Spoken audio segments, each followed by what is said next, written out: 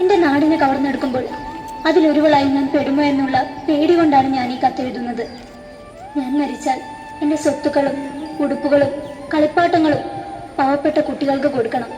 പിന്നെ എനിക്കിഷ്ടമുള്ളൊരു കുഞ്ഞുടുപ്പുണ്ട്, അതെൻ്റെ ചിന്നുവിന് കൊടുക്കണം. ഞാൻ ഈ കത്തെഴുതുമ്പോൾ പുറത്ത് പൊട്ടിത്തെറികളുടെയും വെടിവെപ്പിൻ്റെയും മരണഭീതി കൊണ്ട് ഓടുന്ന മനുഷ്യരുടെയും ശബ്ദം എന്നെ വല്ലാതെ അലട്ടുന്നു. എനിക്ക് ഈ കത്തെഴുതി പൂർത്തിയാക്കാൻ പറ്റുമോ അറിയില്ല.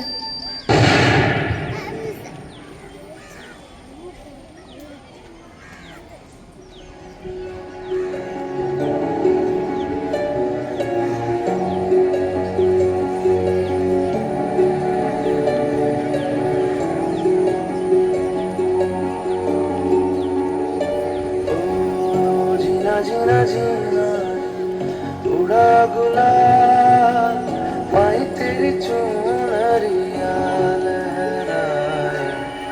जीना जीना जीना रे उड़ा गुलाल माई तेरी चुनरिया लहराए।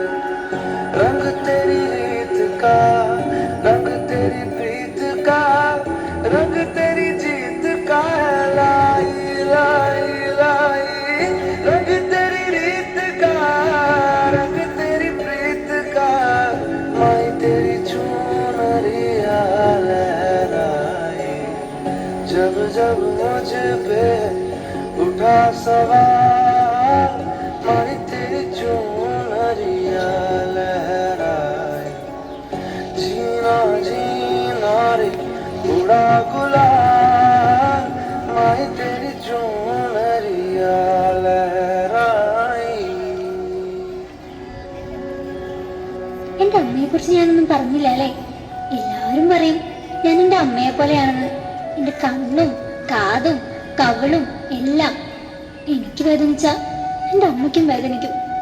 ആ അമ്മയുടെ മുന്നിൽ വെച്ചാ ആ അമ്മയുടെ കണ്ണുനീർ തുടയ്ക്കാൻ നിങ്ങൾക്ക് പറ്റുമോ? ഇല്ല.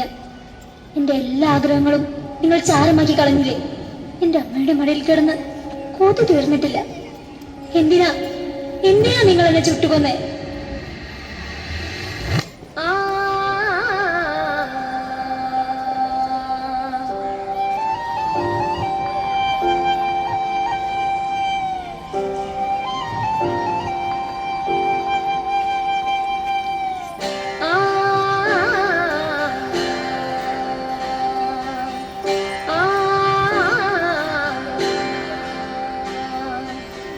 മണ്ണിലെ ഈറമുണ്ട്,